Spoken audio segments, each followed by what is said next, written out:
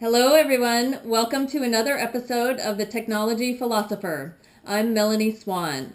The slides are available at slideshare.net/labalaga.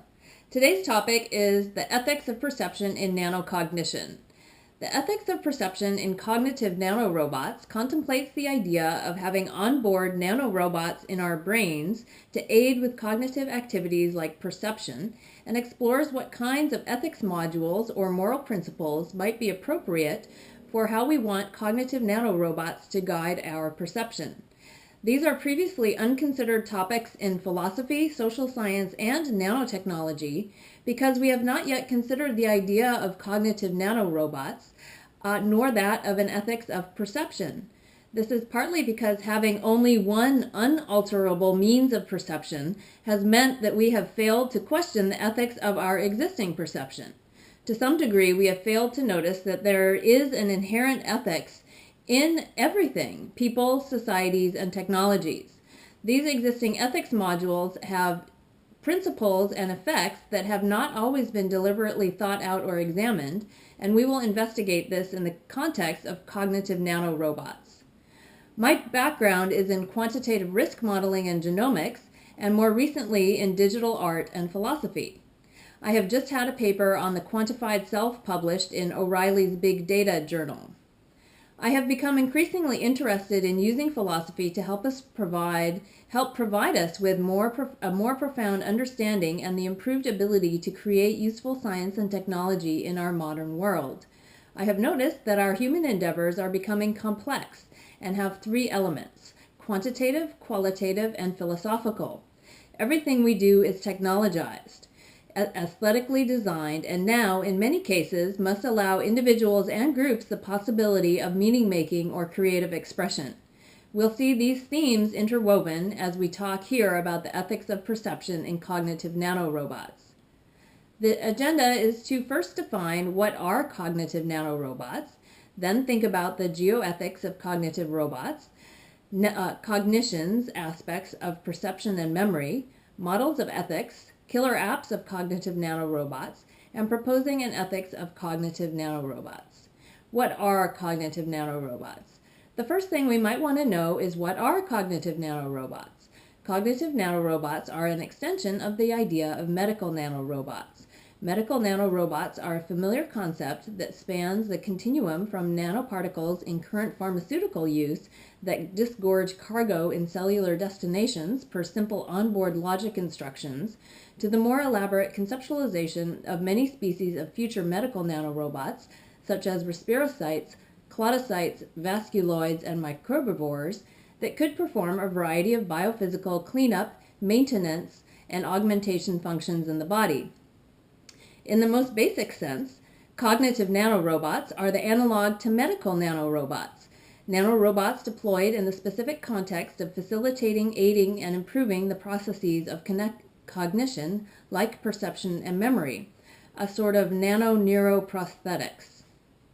In some sense, cognition is just another biological function, a pathology, or more appropriately, a process to manage and ameliorate. Robert Freitas, in his nanomedicine textbooks, has already begun to explore the issue of nanorobot biocompatibility with neural cells and outlined the different levels of concern and response for them: mechanical, physiological, immunological, cytological, and biochemical. So cognitive nanorobots can be seen as a special case of medical nanorobots.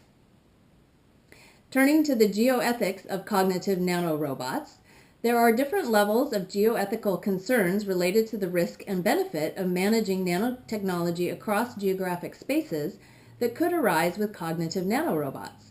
The first level of concerns includes those similar to any kind of nanotechnology: that there must be appropriate manufacturing and disposal processes, a means of monitoring compliance with widely agreed upon industry norms, security and authentication, and virus protection protocols, requisite functionality, and accessibility to the technology across the digital divide.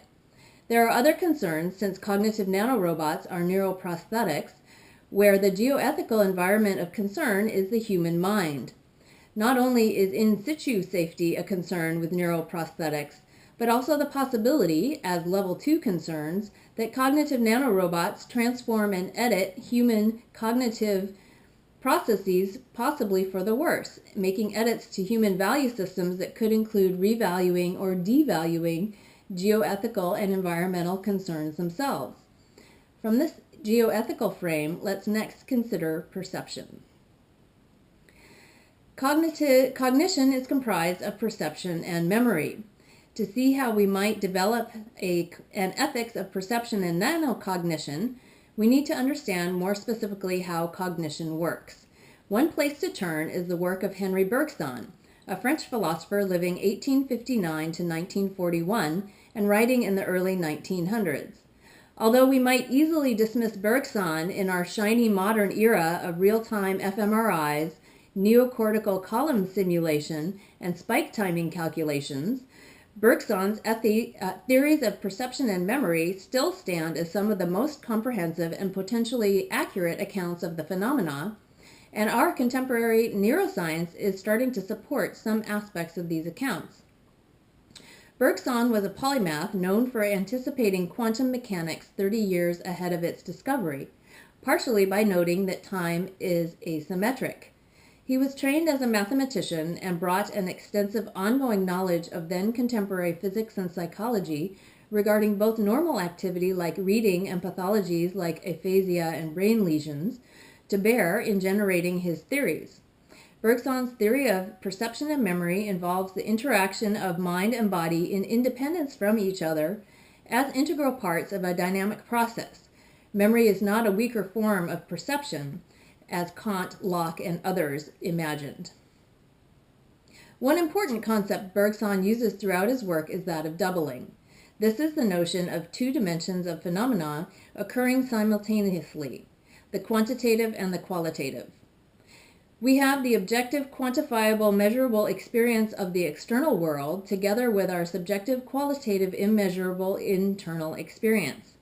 Doublings occur with time, intensity, states, and memory, and also with the self and consciousness. Bergson focuses on time, distinguishing the difference between objective, external measured clock time and the inner experience of time, which he calls duration. This is a subjective sense of waiting for a train or of time passing quickly when you are having fun. Time is important to consider because we over-spatialize the world. It is easy to see space. We divide and segment the world in terms of space. Further, we think of time in terms of space, the blocks of hours or days in a calendar, for example. However, it is critical to Bergson that we tune into the subjective experience of time to exercise our free will. We are more disposed to freedom and free will when we choose spontaneous action, and this happens when we are oriented towards the qualitative aspects of internal experience and see time as a dynamic overlap between states, not as boxes on a calendar. Having posed this solution to the free will determinism debate in favor of free will that we exercise through spontaneous action and duration, the qualitative experience of time, in his essay Time and Free Will, published in 1889, Bergson then tackles memory, mind-body dualism, or the materialist-idealist debate in his next book, Matter and Memory, published in 1896. To investigate the inner workings of the mind and body, Bergson proposes a detailed account of perception and memory, proposing that they are an interactive process of the mind and body. Counter to Kant, he suggests that images of internal objects are not a function of our own brain structure. Rather, they are outside the body and exist externally as part of objects. The body does not create representations nor store them in some part of the brain. The body selects images and materializes them when triggered by a stimulus. Perception and memory are a dynamical interactive process of the body and mind with overlapping images and states triggered by sensory motor stimulus schematized in the diagram of the memory cone. The memory cone extends from point S, that of stimulus, perception, images, and action, on the plane of existence, to the other end, the slice AB, that is pure memory, the virtual, the diffuse mixing of images that are not constrained by the action of point S. The energies of the mind move up and down between the various tiers of the memory cone in a dynamical circuit mixing idea and image and mind and matter. Pure memory is virtual. It ebbs and flows and merges with perception. It cannot be physically localized. Memory does not exist until it is actualized through interaction with perception. To ask where memories are stored is to miss the point that memory is a dynamical onboard process. It is more relevant to ask how memory is stored and accessed. To understand this better, let's try an example. Try to retrieve a memory yourself, any memory. What happens? Awareness is pulled back from this present moment and we place ourselves in the past. We try to localize a particular moment, like the trial and error action of focusing a camera. Little by little, it condenses into an actual image. Notice that memory is a flow process, not a static state. So by deprivileging space and the idea that memory is stored somewhere, Bergson comes to articulate mind-body dualism not as an either-or, but in a larger frame which understands the two together as integral constituents of a dynamical process. Now that we have an idea about the functioning of memory and perception, the next step in developing an ethics of perception is to review the thinking on ethics. Ethics is one of the three branches of Western philosophy, together with metaphysics, issues concerning the nature of existence, and axiology and aesthetics, issues concerning value attribution. We might start by asking, what is ethics? And the standard definition is moral principles that govern a person or group's behavior.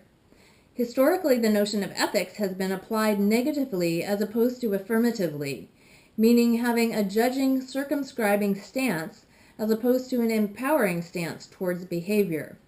The focus has been on evaluating behavior against principles, which often falls short, instead of the other way around, developing principles that enable behavior. What is nice is that ethics is one area of philosophy and social science where experimental results are improving our understanding. There have been three historical paradigms of ethics models: act-based, agent-based, and situational. The classical models are act-based. Kant's categorical imperative that certain actions are always right or wrong, and utilitarianism, where maximum utility is the ideal, and actions may be okay if the end justifies the means. We then came into the agent-based ethics of virtue ethics and dispositionism, thinking that the traits of the individual might be predictive of action. But now, since the late 1960s, we have a new ethics paradigm, situationism. This is a more systemic view that the situational context and interrelationships determine behavior. Now, since our project is developing an ethics of perception, we need to connect perception and ethics. In process philosophers, those in the phenomenological and continental tradition, as opposed to the analytical tradition of posing and proving propositions, the process philosophers see life and reality as a dynamical process continuously in motion. There is an ethics 2.0 of the affirmative and forward-looking empowering kind that supports futurist transhuman beings. That is distinctly not the ethics 1.0 sense of being deprecatory and judging behavior from outside of its occurrence. In Bergson, we saw that the prescription for more freedom and the exercise of free will is afforded by tuning into subjective experience, for example, by living in time, experiencing time as duration, and internal themes and meldings of time.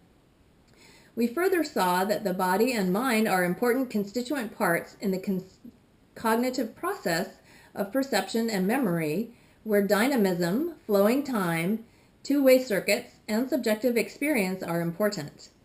Considering that we may espouse a futurist ethics that supports continued freedom, empowerment, inspiration, and creative expression of the individual, The prescription from Bergson would be ethics models that focus on awareness of subjective experience and facilitate dynamism and expanded ranges of cognition with fluidity and grace. Heidegger, too, shares some useful precepts for futurist ethics. He says that to realize the true meaningfulness of our being, that we need to continuously live consciously in authenticity. When, as he details in his 1927 masterwork Being and Time, we get wake-up calls from the conscience, we have a choice as to whether to live authentically or inauthentically, and we should choose authenticity. In another essay in 1951, Building Dwelling Thinking, Heidegger continues to explore the idea of dwelling meaningfully as human in-placement, being in place as an extension of our identity. So Heidegger's ethics, while perhaps purposefully not stated directly, can be said to include any means of dwelling more meaningfully, consciously, and authentically to extend our identity into becoming the true possibility of our being. Likewise, Foucault has important and accessible points for a futurist ethics. He wants us to be constantly aware of the micropower relations present in any interaction from the two kinds of power: top-down, institutionally imposed, explicitly visible biopower, and the more insidious, invisible, internally applied disciplinary power of thought and behavior regulation that we administer to ourselves, self-disciplinary power. Deleuze and Guattari continue this exhortation to eliminate microfascisms everywhere in our thinking and behavior, and that we should try not to recreate the similar power structures in our new venues such as transhuman and futurist spaces and online digital worlds. Deleuze and Guattari's further prescription of futurist ethics sees humans on a plane of immanence, a plane of pure possibilities within ourselves from which to make our lives. We do not need to transcend anything external. We can make our lives from within. Part of the way to do this is with desiring production, being in close touch with our desires, biological and otherwise, as a productive force.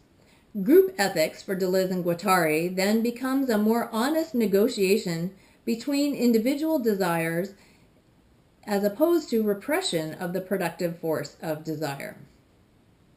Now let's see how we interpret this affirmative perspective of a futurist ethics into the context of an ethics of perception. Machine ethics interfaces. One of the core realizations we will start to have is that ethics and perception become something of choice, a module with selectable parameters, a UX, just like any other drop-down menu for technological feature selection. We can imagine picking an ethics buffer or a perceptual interface in the same way we specify notification, brightness, or font parameters on our smartphones or other gadgetry now.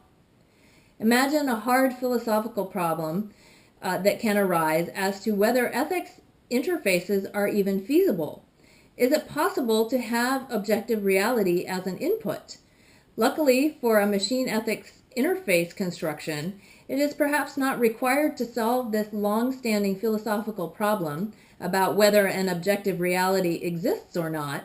It is probably possible to define some sort of agreed-upon parameters of the external world. Another issue that emerges with the possibility of changing our perceptual apparatus is an awareness of the many ways in which we are currently biased due to evolution and sociality. This is the level of basic biology where nature's evolutionary requirements filter, order, and hierarchicalize the overwhelming amount of input data before it is routed to our cognitive circuits. Likewise, culture and society put a lens on our perception from an individual and group dynamics perspective in the form of attunement to power relations, social conditioning, status garnering, mate selection, and gender performance. With machine ethics interfaces, we could have the ability to adjust for these currently built-in biases. The ability to choose different kinds of perceptual realities suggests considering the ethics of reality more directly.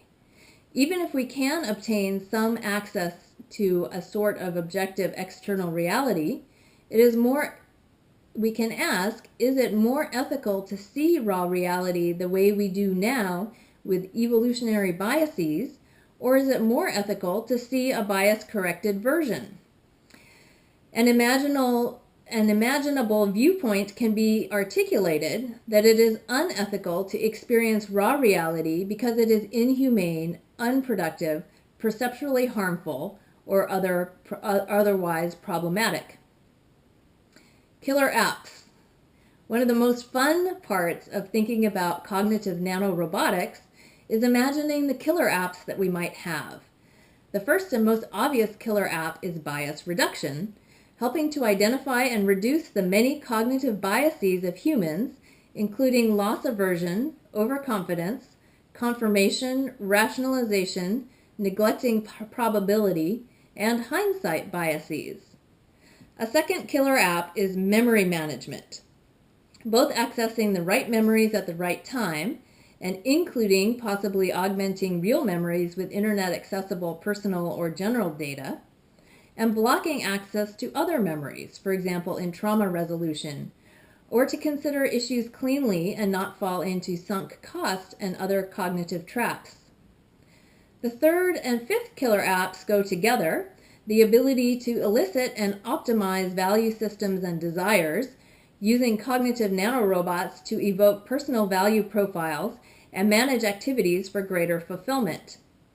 A fourth killer app is perceptual augmentation, using cognitive nanorobots in some of the same ways Bergson and other process philosophers suggested to amplify subjective experience, to give us a way to see multiple realities simultaneously, and to see and think in time instead of space, and to see movement in both time and space. Another killer app is point of view apps, a whole new class of apps based on the functionality of being able to see the points of view of others, as permissioned in by others. The advent of Google Glass suggests that this is not that far away. There could be the Negotiator app, to look for areas of common ground between people in conflict or potential conflict, or the Art Appreciation app, articulated in Greg Egan's Diaspora, to try on the different aesthetics perspectives of your friends, and there can be endless new permutations of GarageBand, simply starting from, here, let me share my HUD. Individual and group ethics. One obvious issue that arises with ethics is the trade-off between individual freedom and group cohesion. One point to make in the context of futurist ethics and nanocognition is that just as technology changes over time, Ray Kurzweil urges us to invent for where the technology is going, not where it is now, so too do social paradigms, although more slowly. So we need to anticipate this in our thinking of futurist ethics. As examples, consider how human thinking has changed over time regarding slavery, women's rights, and homosexuality. A second point is the social trend towards greater self-awareness, disclosure, destigmatization, and taboo removal. Over time, we become more willing to share information about ourselves because there are value propositions in place for sharing that information, and costs, stigmas, and risks are reduced. Some of the areas where people feel more comfortable sharing and disclosing information now include personal medical information, sexual orientation, and gender identification. In the case of genomics, this has helped to greatly destigmatize pathology and recast health as a big data issue rather than a personal devalorization. The next big wave of destigmatization could be in mental health information. Right now, it is an area with little useful objective data, but when quantified self-tracking tools make mood and productivity a universally human, measurable, self-modifiable, and socially shareable activity, stigma is likely to decrease. For example, it may be quite easy for me to open source my Mind file if I wish to, because I am already sharing 80% with it with different online projects and communities anyway. In the farther future, destigmatization and the data sharing trend could include desires in the Deleuzian sense of being more productively connected to our innermost desires and more happily realizing them, editing them, and collaboratively sharing them with others. In the futurist ethics of society, group ethics models that are similar and familiar to us now, like personal freedoms that don't harm others and doing unto others as we would ourselves, could evolve into more complex configurations that have to do with negotiation and disclosure, including in automated and anonymous ways facilitated by our cognitive nanorobots. In conclusion, first, we should explicitly consider the deployment and development of machine ethics modules in our technology. These ethics modules, deployed in cognitive nanorobots and perceptual aids, may start with some version of Asimov's robot laws as an algorithmic baseline, but also need other dimensions that draw in elements of subjective experience such that we can be more internally aware, connected, expressive, and freer as beings. Our current scientific understandings of neuroscience are validating the subjective experience that Bergson prizes in examining the brain's two thinking systems, conscious and unconscious processing, as further discussed in a popular book by Daniel Kahneman, Thinking Fast and Slow. We look to an ethics of perception to enhance subjective experience and elicit and optimize our personal values and desires. Technology progresses, and so do social models. Therefore, a futurist ethics should take into account possible progression in ethics paradigms, moving from the limiting ethics 1.0 of judging behavior against principles to the ethics 2.0 of creating a life that is affirmatory and expansive, and perhaps eventually embraces access to objective reality as a basic human right.